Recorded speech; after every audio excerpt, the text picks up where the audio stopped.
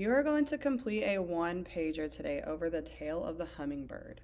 What you're going to need is your one-pager template of your choice, the checklist of the elements that you will need on your one-pager, and your tail of the hummingbird text. Okay, so a one-pager is a visual of a text. So it's going to be a visual of the piece of text, the tail of the hummingbird, that is going to have specific elements. In this case, it is going to be all of these, okay? So it is going to have all of these elements, okay? Sometimes it's going to ask you for words, sometimes it's going to ask you for pictures, but on this paper, you're going to get as creative as you can and make a pretty visual of the text, the tail of the hummingbird, okay? So I'm going to walk you through and show you how to complete a one-pager. I've already done the first part, which is you need to write your name, and I'm doing this with pencil just in case I mess up and I'm going to want to start over, okay? So I wrote my name, and I also included the tail of the hummingbird, the text. It doesn't matter where you put it. You do not have to do the same thing as me. You are doing it wherever you want to put it, okay? I am going to complete some of this with you, but I'm not going to do all of it. I'm going to give you a good idea, and then you are going to do the rest on your own, okay? So looking at our checklist, I know that the first thing I am going to do is draw a picture and use words to represent the exposition of the tail of the hummingbird. So it is asking me to draw a picture and use words from the tail of the hummingbird to represent the exposition.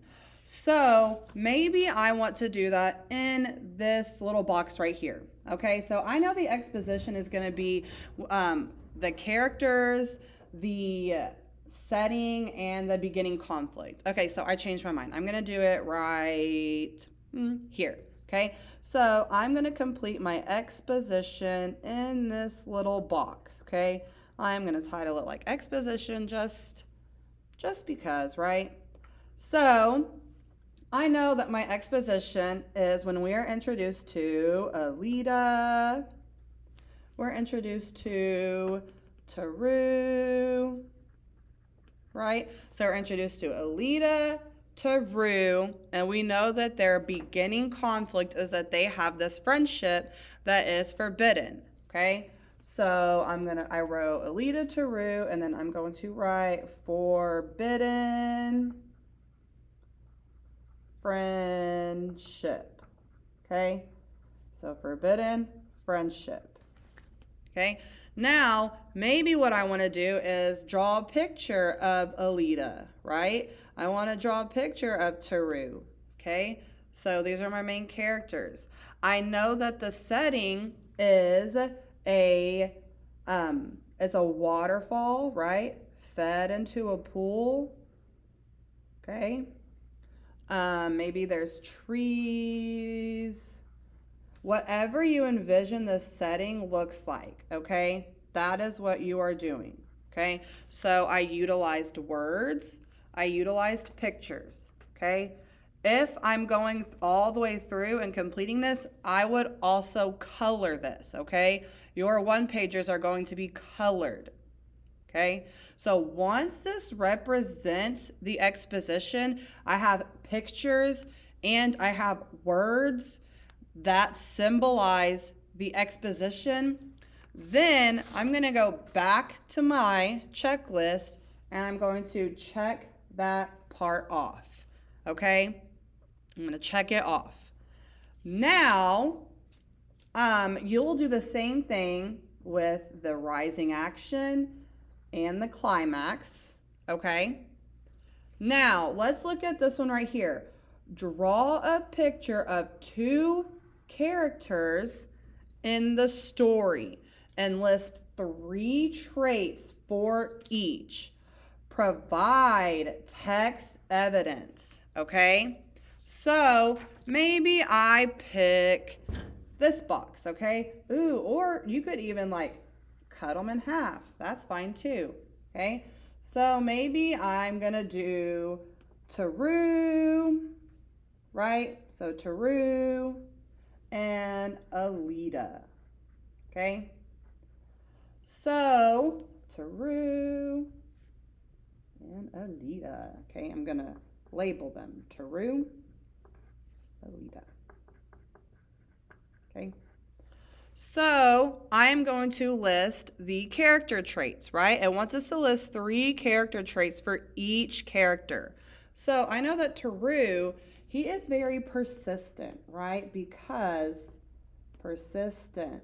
I know that because at the end of the text, it says, he is still searching. Okay, I'm going to use that as my text evidence. He is still searching. Okay. So that is 1 character trait, okay? 1. You are going to come up with the other 2, okay? Same thing for Alita. You need to give 3 character traits, okay? Now, after I have done so and I colored it, I provided text evidence, I drew 2 pictures of the characters, and I have 3 traits for each character, I have completed that box. I may check it off, okay? Now, it says, draw a picture and use words to represent the theme. So we know this is a myth, so we know that it has a very strong theme, okay? So that being said, you need to look at the conflict. You are looking at the resolution, okay? And then you are going to determine the theme. I'm going to do that in this box right here, okay? So I'm just going to write theme, bing, bing, okay? And just picture-wise, I know that this theme is going to be based on love, right? Everybody has a different theme that they came up with, so I know that this theme is based on love. Maybe I draw some hearts. If you know how to draw, maybe you can draw a hummingbird. I, for one, don't know how to draw, but you're going to do your very best, right? So maybe you draw a hummingbird. We know that Taru was changed into a hummingbird. And we know that Alita was changed into a flower, right? So maybe I draw some pictures and then I write my theme, which we know is the lesson learned, right? What lesson did we learn after reading The Tale of the Hummingbird? Okay, so once you have finished that one and you have colored it, you will now go back to your checklist and check off that box. Okay? Now, this box right here, it says choose between the following to draw a picture and use words to describe. You're either going to pick tone, mood, or the point of view, okay? Maybe I picked point of view, okay? So I picked point of view. I know that this point of view is 3rd person omniscient, right? So maybe I write 3rd person omniscient and I draw my picture, okay? I know everybody's thoughts and feelings. Maybe I draw both of them and their thoughts, right? So it is up to you, but you are going to ensure that this is colored and it looks nice, okay? So I come back and I can check that off because I'm done. This right here, it says overall design and organization.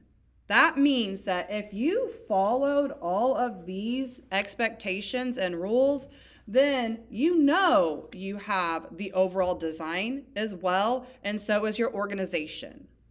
Okay? You should be having fun with this assignment and make it as pretty as you can. Have fun.